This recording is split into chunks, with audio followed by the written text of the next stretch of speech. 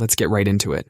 Number 7. Disaster movie mind. Ever make a tiny mistake at work and suddenly your brain shows you a movie where you're fired, homeless, and fighting raccoons for pizza crusts? Or your friend doesn't text back for an hour and your mind goes, "They hate me," or "They're probably in a ditch somewhere"? This isn't just worrying. This is catastrophic thinking. It's like having a personal film director in your head who only makes disaster movies, and you're always the star. Your brain takes something small and blows it up like a balloon at a kid's party, except instead of fun shapes, you get nightmares. Your boss sounds slightly annoyed on a call. A normal brain thinks, maybe they're having a bad day. A catastrophic brain thinks, I'm getting fired, losing my house, and my cat will judge me forever. This can feel responsible, like you're just being prepared. But there's a difference between planning and assuming the apocalypse is coming because you forgot to reply to an email.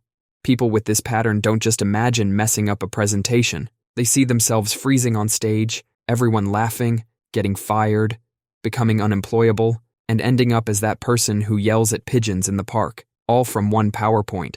The anxiety this creates is intense because in your mind, this disaster movie feels 100% real, like it's already happening. Studies show most of the disasters we imagine never happen, and when bad things do happen, we're usually way better at handling them than we thought. But try telling that to a brain that's convinced a typo in a text means the end of all your relationships. Number 6. Rejection panic button. Ever felt like a tiny bit of criticism hit you like a physical punch, or like someone slightly ignoring you felt like the end of the world? If that sounds familiar, your brain might have a faulty panic button. It's called rejection sensitivity dysphoria, or RSD. Dysphoria is just a fancy word for a really bad feeling. So RSD means feeling extreme, overwhelming pain from perceived rejection or criticism. It's not just getting your feelings hurt. It's like an emotional A-bomb goes off inside you. Someone with RSD might become a total people pleaser. They're terrified of anyone thinking they're not perfect. They might become obsessed with being perfect, because any mistake feels like a devastating failure. Or they might suddenly explode in anger or burst into tears over something that seems really small to everyone else. They might avoid going out or trying new things, because the chance of feeling rejected feels too awful to risk. The weirdest part is the rejection doesn't even have to be real. A delayed text message can feel like a personal attack. A friend looking distracted can feel like they hate you. It's like their brain hits the panic button for no good reason. This isn't them being dramatic or weak. It's how their brain is wired. It's super common in people with ADHD. Experts think almost everyone with ADHD feels this way sometimes. Their brains just feel the sting of rejection way more intensely. Imagine quitting a good job because one piece of feedback felt like a betrayal, or constantly worrying your partner is going to leave you. That fear makes it hard to actually be close to someone. So that intense reaction you see, it might just be their brain's faulty alarm system unleashing a storm of real pain. Number 5. Compulsive body habits. You know that friend who's always biting their nails during movies. Or maybe you've caught yourself picking at that scab for the 10th time today. These aren't just bad habits. They might be your brain's way of screaming for help. Body-focused repetitive behaviors, or BFRBs, affect millions of people, but most have no idea it's an actual condition. Let's start with nail biting. Sure, lots of people do it, but for some, it goes way beyond a nervous habit. They bite until their fingers bleed, until the nail bed is destroyed, and they can't stop, even when they desperately want to. Then there's skin picking, or dermatillomania. This isn't popping the occasional pimple. It's hours spent in front of a mirror, digging at perfectly healthy skin, creating wounds that turn into scars. Some people have to wear long sleeves year-round to hide the damage. Hair pulling, or trichotillomania, is another one. People pull out their own hair strand by strand, from their scalp, eyebrows, even eyelashes, until there are bald patches they have to cover with makeup or hats. Most people doing these behaviors aren't fully aware they're doing it. It's like their hands have a mind of their own. The brain sends out this intense signal, fix something, now, and the hands obey, even when the person doesn't want them to. During the act, there's often a strange sense of satisfaction, like scratching an itch you can't reach, but afterwards, shame, guilt, physical pain, and the cycle starts all over again. These behaviors often get worse during stress or anxiety. It's the brain's twisted way of trying to cope, like it's saying, I feel uncomfortable, so let's create physical discomfort I can control. BFRBs are often linked to anxiety disorders, OCD, or past trauma. The brain gets stuck in a loop it can't break out of.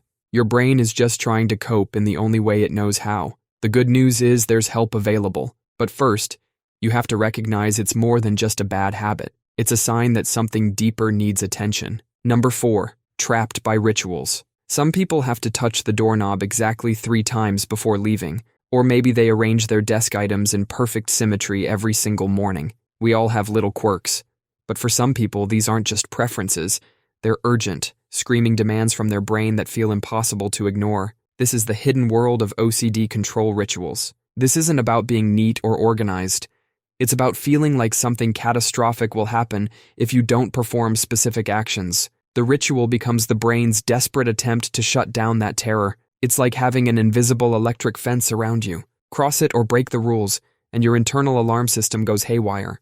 These rituals can look bizarre from the outside. Someone might wash their hands until they're raw and bleeding, not because they're actually dirty, but to wash away a bad thought. Others check locks dozens of times, convinced one missed check means disaster. Some people spend hours rereading a single page. They're terrified they missed a crucial detail that could have awful consequences. One person might need every item on their nightstand perfectly aligned before they can sleep. Otherwise, a wave of unbearable dread washes over them. These behaviors might seem strange, but for the person doing them, they feel absolutely necessary. The truly maddening part is the relief these rituals provide almost never lasts. The anxiety comes roaring back, often demanding the ritual be performed again, maybe even more elaborately next time. It's a cruel cycle that can eat up hours of someone's day. The brain believes, if I do this, the bad thing won't happen, but it's a trick. The ritual itself becomes the problem. This isn't a choice. It's not just being particular. It's the brain's alarm system misfiring, desperately trying to regain control in a world that suddenly feels terrifyingly unsafe. Number 3. When joy disappears. Ever bite into your absolute favorite food and it tastes like cardboard? Or your best friend tells you they got engaged and instead of excitement, you feel nothing? You might think you're just tired, or maybe you've matured. This emotional flatlining has a name: anhedonia. It's when activities that used to make you happy just don't anymore. Picture this. Your brain has a joy circuit. When something good happens, this circuit lights up with chemicals like dopamine. You feel that warm, fuzzy feeling. But with anhedonia, that circuit is broken. You go to a party where everyone's laughing. You know you should be having fun, but you feel like you're watching through a window.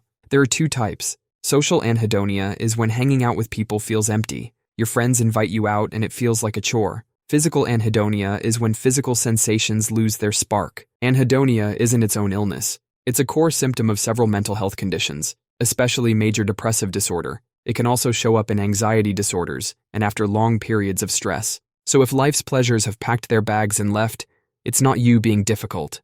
It's a sign that something deeper might be going on. Number 2. The reassurance trap. Imagine the need for an "are you sure" echoes in your head, over and over, never fully satisfied by the answer. This is excessive reassurance seeking. It's like having an anxiety alarm that only a constant stream of "yes, you're okay" can temporarily silence. You send a text message. No immediate reply. Instead of assuming they're busy, your brain screams, "They're mad at me. I said something wrong." So you ask your friend if they are mad at you. They say no. For a fleeting moment, relief. But then the doubt creeps back. You think, what if they're just saying that? Maybe I should ask again, just to be really sure. This isn't about getting new information. Often the person asking already knows the answer, or has been told it multiple times. It's about trying to get rid of a deeply uncomfortable feeling of anxiety or uncertainty. The problem is, it's a trap. The more you seek reassurance, the more your brain relies on it to feel calm. They might repeatedly confess minor wrongdoings from years ago, hoping to be told it's okay. Or they might spend hours Googling symptoms, seeking reassurance that a common headache isn't a brain tumor. Each reassurance provides a tiny hit of relief, which then reinforces the seeking behavior, making the urge to ask again even stronger next time that anxiety spikes. It's a vicious cycle. They're about prolonging the questioning until a satisfying threshold of reassurance is hit. But that threshold is like a mirage. It keeps moving. It's not attention-seeking. It's a compulsive behavior, often seen in anxiety disorders and obsessive-compulsive disorder. The brain is desperately trying to get certainty in an uncertain world. But the quest for 100% certainty is endless, and it can be incredibly draining for the people around them. Imagine being asked the same question dozens of times a day. The reassurance seeker isn't trying to be annoying. They're often in genuine distress, caught in a loop where the only temporary relief comes from an answer that never truly sticks. Number 1.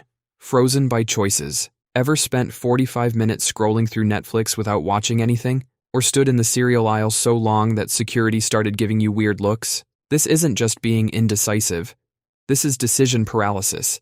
And it's your brain's way of screaming that something deeper is going on. Picture this. You're at a restaurant. The waiter asks what you want. A simple question. But your brain turns into a supercomputer running every possible disaster scenario. What if the pasta is cold? What if the chicken gives you food poisoning? What if you pick wrong and everyone judges you? Ordering lunch just became a life or death situation in your head. People with decision paralysis aren't just picky. Their brains are stuck in a loop, desperately trying to avoid the wrong choice. They're waiting for that perfect feeling of certainty that never comes. So they freeze, sometimes for hours, sometimes for days. Sometimes they just let other people decide everything for them. This isn't limited to small stuff like what socks to wear.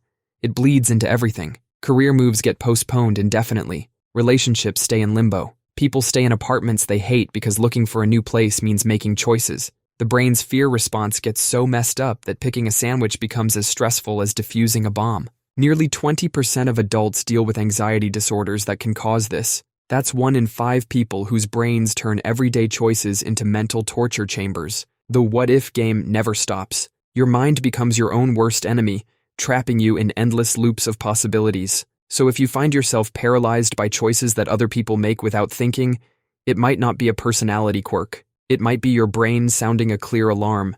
That's all for today. I'll be making similar videos in the future. Subscribe to see them.